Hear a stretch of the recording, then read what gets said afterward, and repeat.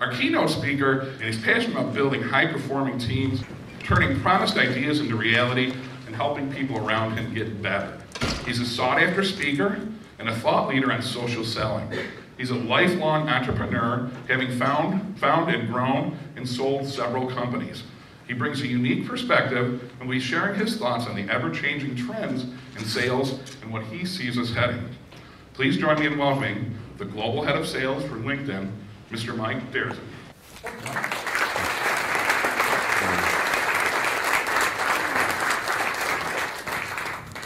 Hello everyone, it's great to be here.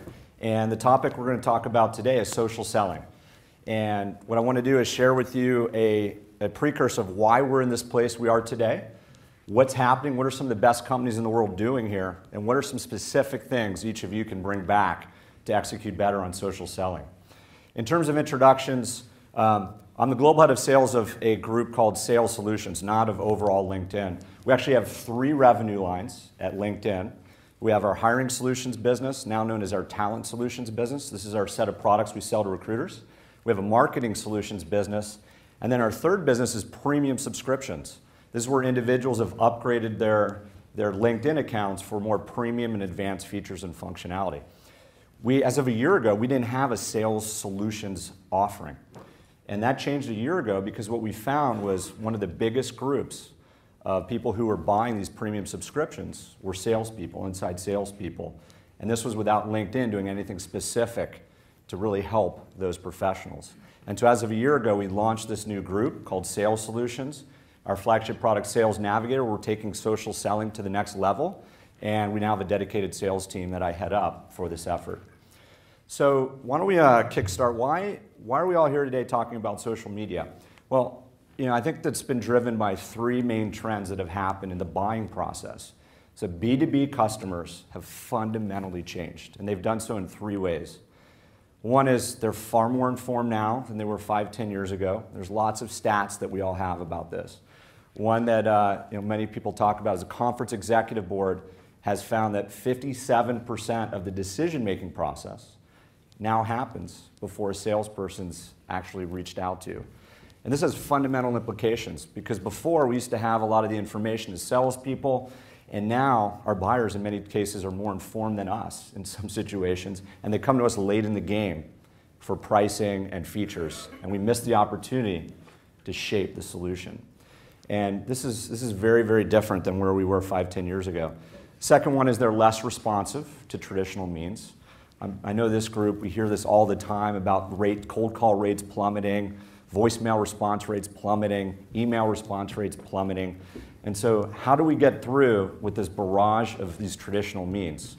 It's increasingly harder. I saw one stat, cold call response rates are dropping 15% year over year. So that's a lot of ground to make up. And then finally, they're socially empowered. I don't think I need to share stats about this. How many of us are here on LinkedIn or have a LinkedIn profile? Please raise your hand. Okay, so it looks like 80–90% of us all are here, at least have a LinkedIn profile. So this is all fundamentally different than just 10 years ago. Really paradigm shifts here. And as we think about that, this is pretty obvious. If the buying process has changed, doesn't the sales process have to change? I mean, this is a big opportunity. Whenever there's a fundamental transition, there's winners and losers. This happens in every industry. And so the question is, how are we going to change? Like, what's the response for the sales world in these growing trends? And there's increasing evidence that it's social selling that changes the game. So for example, there's plenty of stats here. Here we have the conference executive board. They just released their study in their challenger model. They found that the #1 indicator for a top performer to move from 25th percentile to 75th percentile is social media adoption. Another data point, Aberdeen Group talks about here that the best social selling, the best in-class companies use social media 144% more for sales. And I could go into example after example about some of the leading companies. There's some cutting-edge companies like Marketo and Eloqua. Marketo's increased their outbound sales rates by 4x once they really embrace social media. Eloqua is another leading example. They've increased their win rates by their conversion rates by 25% when they moved from lead to opportunity through social media. And I mean, these companies they're hiring people based on sales reps' profiles. They're certifying their profiles, doing some really, really innovative things here. These are the leaders in the space. And it's not just limited to high-tech companies. We also see traditional blue-chip companies starting to really have some success. IBM has done some really interesting things here. They had a pilot, and the reps that were on the social media pilot, they increased their traffic to their seller profiles by 2x in 1 month. Truly extraordinary. Morgan Stanley, another example, they had a pilot with some of their financial advisors and found that 40% of them got business through social media in, I think it was 1 or 2 months. And now they're rolling out to 17,000 financial advisors. So the data here is becoming increasingly convincing that social media is very significant for sales. Now, the next question here is that social media is it's not just the facts that say it, but we ourselves believe it. So almost 75% of us, actually more than 75% of us, believe this to be true, that this can be the solution to turbocharge sales. Yet, however, few of us are embracing it today. But basically, these few of us are embracing it, so less than a third of us have actually done it. So isn't this an interesting phenomenon happening? We have data that now shows social selling is the way forward. We actually believe it to be the case, yet few of us in this room are really doing it. Isn't that odd? I mean, this is an opportunity, one of those unique opportunities, I think, to really be a leader in this space. So many of us find, where do you get started? And you know, the surveys that we've seen, and those last surveys were done through Sales Management Association. They also found that many of us believe that LinkedIn is the place to do it. And you know, we understand that social media can happen in a whole bunch of areas. But it's hard to think that the bullseye, the center, the place to start isn't LinkedIn, because this is the professional network. This is where exclusively professional context is happening.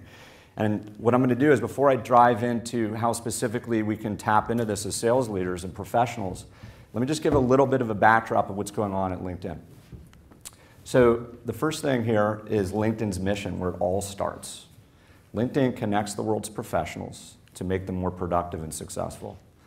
And by far, the most important word here is professional. Of the handful of companies that connect millions of people in milliseconds, we're the only ones that have a sole and exclusive professional context. And we see over and over again that we want to separate our social and our professional networks. And this is why LinkedIn is thriving today. There's very different context happening on LinkedIn. And it all starts with our member value prop. We have 3 member value props: identity, insights, and everywhere.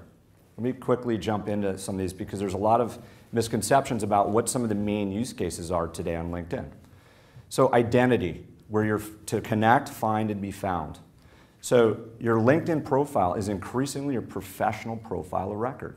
As we think about, we're evolving as sales professionals into mini marketers. We need to think of ourselves that way. We need to think about how we're going to brand ourselves. And what's happening is, when your name is now pulled into a search engine, typically your name is coming in one of the top 2 or 3 results is going to be your LinkedIn profile. This is how your customers, and for those of you sales managers, this is how your reps, they're being perceived by their customers. They're going right in and doing Google searches and finding them. And the more that people are updating their profiles, the more they become higher in the search engines. And this dynamic goes on and on. And it's not just happening on search engines, it's increasingly happening on LinkedIn. There's now over 5 billion search queries per year. So this is where your profile, where your professional brand is being accessed. And what's happening on LinkedIn that's really never happened before, it's extraordinary, are people are updating their profiles when they're not looking for work. Think about that. When's the last time you updated your resume when you weren't looking for work?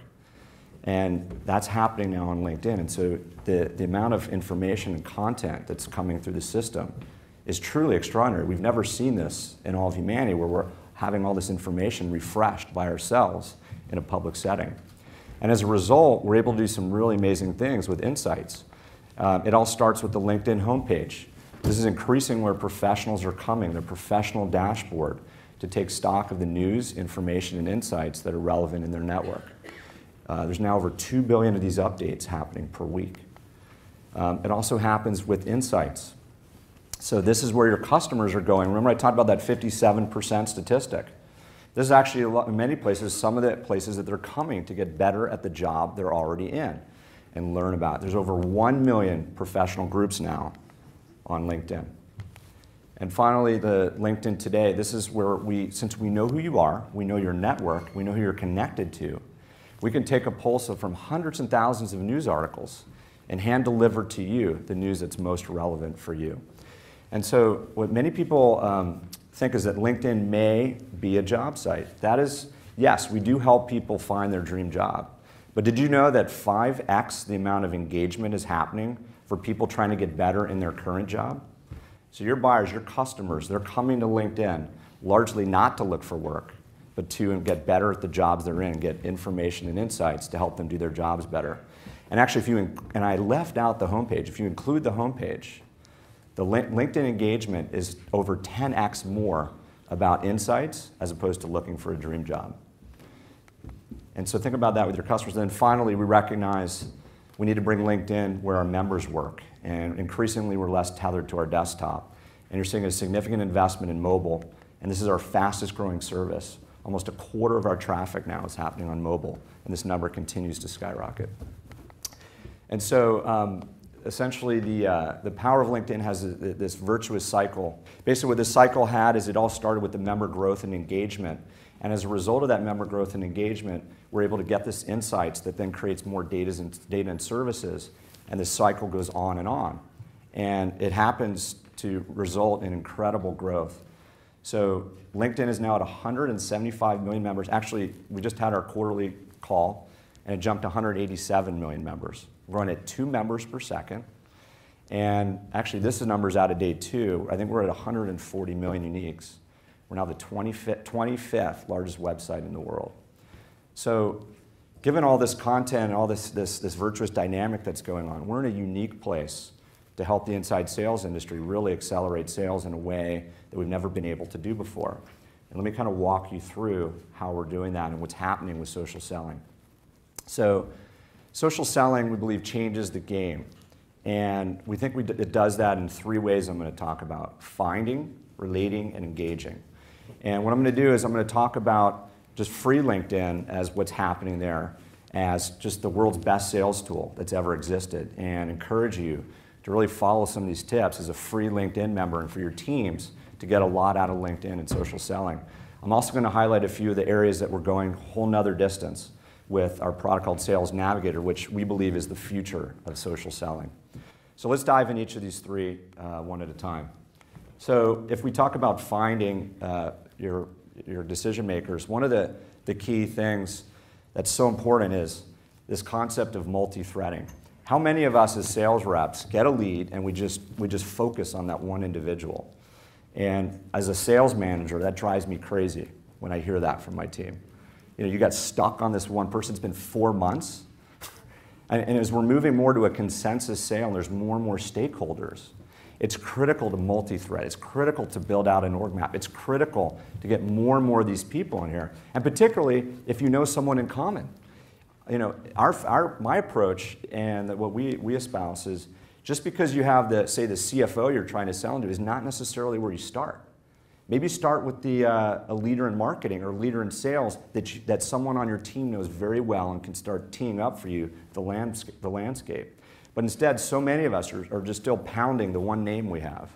And you know, that shouldn't happen. Free LinkedIn changes that. Your teams, you and your teams need to be using LinkedIn for every deal, for every account. You should be looking to build out more people to get that context on that account. And then we're going to take it a lot further in Sales Navigator. For example, we've created a lead builder, so you can build a lead list. So let's say I'm trying to build a lead list, and I can do things like company named accounts, function, seniority, company size. And I can really drill in a way that I couldn't before, even on LinkedIn. And let's say I wanted to reach out to the executives at DocuSign.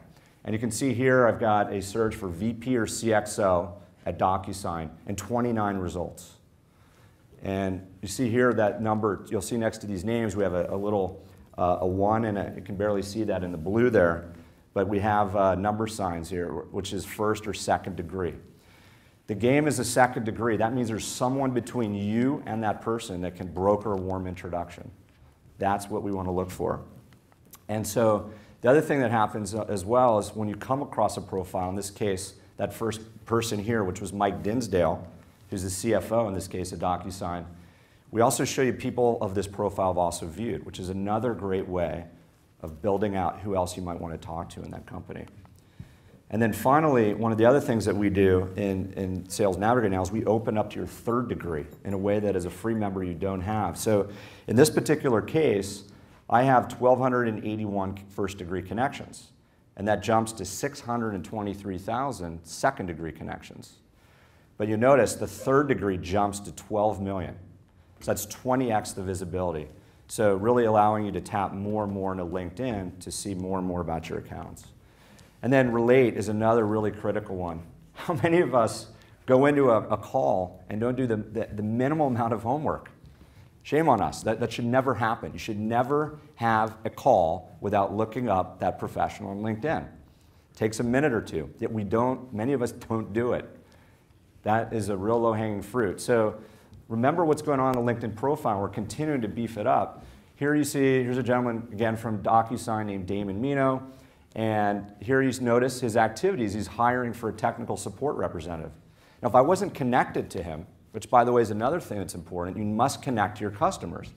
Because I'm connecting to him, I'm now seeing jobs he's posting and things that he's updating, and more connection points to have a better conversation with him, particularly if not only just for prospecting, but if I'm trying to grow the account.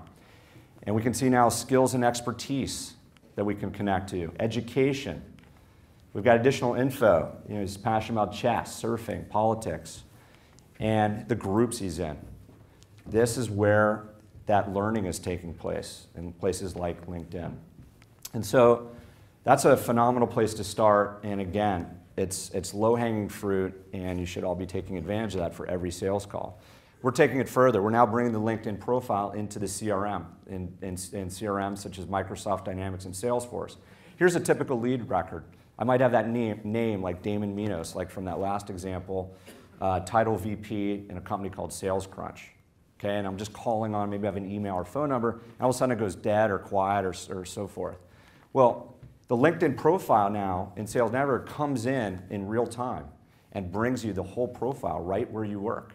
And what's interesting, again, it's hard to see here because of the size, but here it now says he's a director at DocuSign.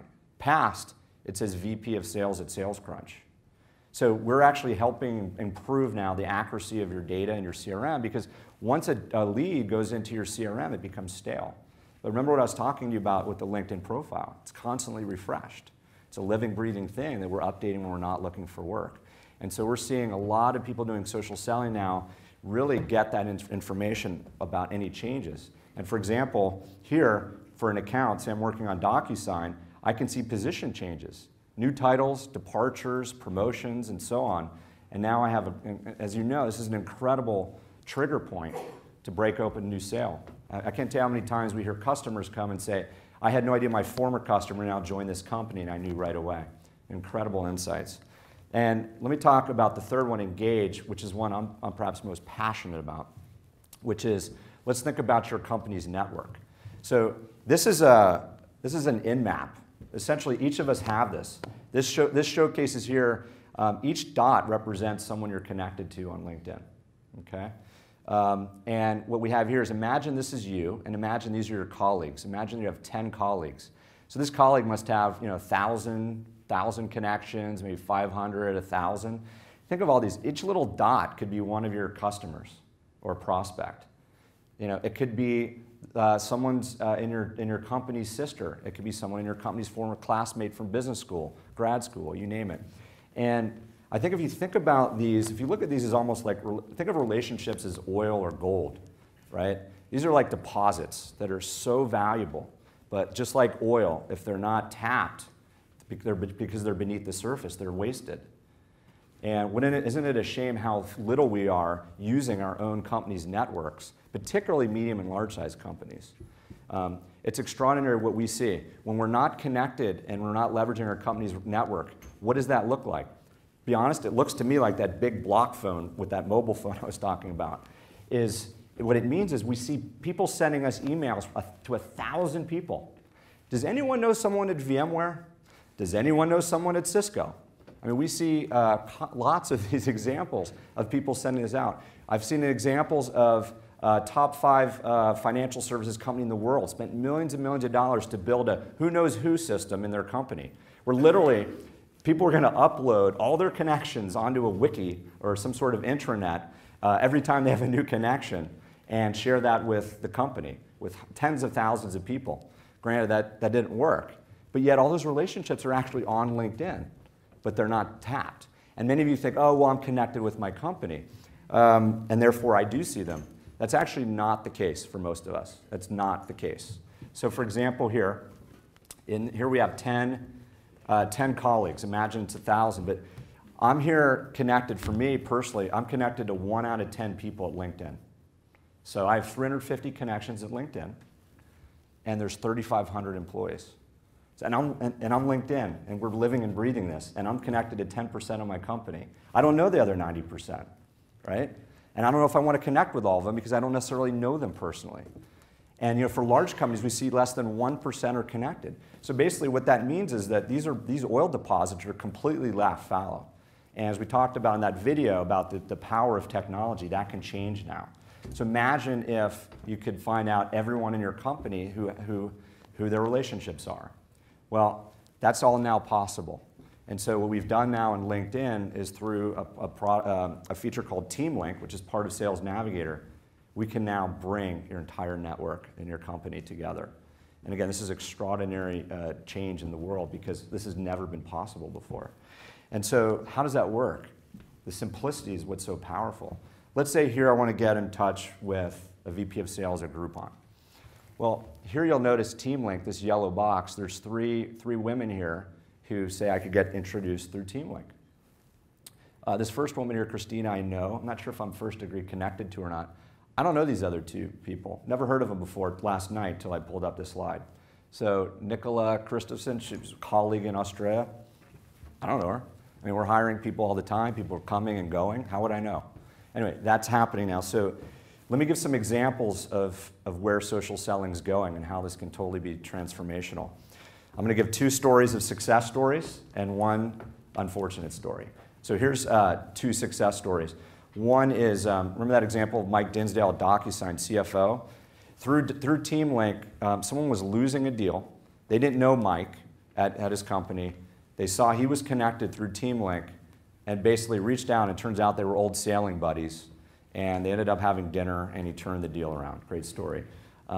We had a story of someone in APAC getting a multi-million-dollar deal because they didn't know someone in the US had gone to graduate school with the ultimate decision maker. So every day, as we're calling on people, there could be someone in your company that could broker that warm introduction, yet it's not really happening. And then an unfortunate story is when it doesn't work, one of the top 3 software companies in the world, they do deal reviews. And when they went through the deal review, the executive told me his face went pale when he heard the story because he found the name and he's like, oh, that was an old college friend of mine. And he wanted to strangle the rep. Why didn't you pull me in? And then he realized, well, we have over 50,000 people in the company. How was he supposed to know? So those are the kind of things that aren't surfaced. So to kind of bring it home, let's leave with some specific tips to help you guys walk away for the rest of the quarter that hopefully you can apply in Q4. So here's some tips for beginners. So first, find. You need to make sure that your profiles are 100% complete. Put in your photos. This is your personal brand. This is your opportunity to showcase yourself to your customers. Don't write it for a recruiter. Write it for a customer. They don't want to hear how you went to President's Club. They want to hear how you're passionate and you want to help your customers. Go back and rewrite your thing and write it as if the voice is to your customer. This is very low-hanging fruit. Relate. Here's a simple one. Post at least 3 status updates a week. This doesn't take a lot of time. Just comment, or share an article that you're already seeing in your newsfeed. This gets you out there as a leader of insights and intelligence and elevates your game. And that's important to do if first you're connected to your customers and your prospects. How many of us here are personally connected to or think their sales teams are connected to at least 50% or more of their customers? Anyone? LinkedIn team, I want to see your hands up. All right, thank you. All right, this is low-hanging fruit. I can't tell you how many deals we see because we're in the middle of a sales process and we connect with our customers. We don't just barge them after a meaningful conversation, and we'll post an update on a video or a case study or a thought or white paper, and it engages them in a very low-hanging fruit type of way. And so these are 3 tips for beginners. For some of you here who are further along who have Sales Navigator, couple quick tips here. Always use for every account, you want to use Lead Builder and multi-thread into all of your accounts. You have multiple people that you can speak to at once. In terms of relating, you can save searches, those searches that I showed you. You need to be saving those because they can provide you with alerts when someone new has come into that company or has been promoted. Very, very powerful way to increase sales. And then finally, engage. Never just reach out cold. Always go through a second degree or a team link connection. I can't tell you how time and time again these are missed opportunities. We see people in companies reaching out coldly when someone in their company had a first degree connection and basically just missed that opportunity. In some cases it was someone's sister. This happens all the time. And then for sales leaders, 3 specific tips to walk away. Lead by example. Some of us still think that LinkedIn is a job site. That is not true, as I had talked about earlier. You need to get out there, showcase your profile, ask them what are they doing with LinkedIn, ask them who they specifically have looked at on LinkedIn. Finally, unify. It's important to get your executive team on. Your executives, you and your executives have the best relationships. I can't tell you how many times we have customers, our senior leaders are the ones who are brokering most of these important relationships. If you're not connected on LinkedIn, then that lays fallow. Your team cannot leverage those relationships. And then finally, measure. How do we do this? How do we get up to speed? Well, one thing that we've come up with is a social selling index. We've measured for companies that have about 25 sales reps or more. We actually can give you a score of how well you're doing in social selling. We can track that over time. And my team is actually, or our head of marketing is leading a breakout session at 1 that's going to go into more depth around your social selling index. And we can provide you more information and help you along the way. And then here's 2 other links for more information about getting more up to speed on how to use LinkedIn for selling. And the last one in particular, you might want to write down training.linkedin.com/sales, as that's a great place to get started, and we provide you our best tips on B2B social selling. Thank you, everyone. It's great to be here.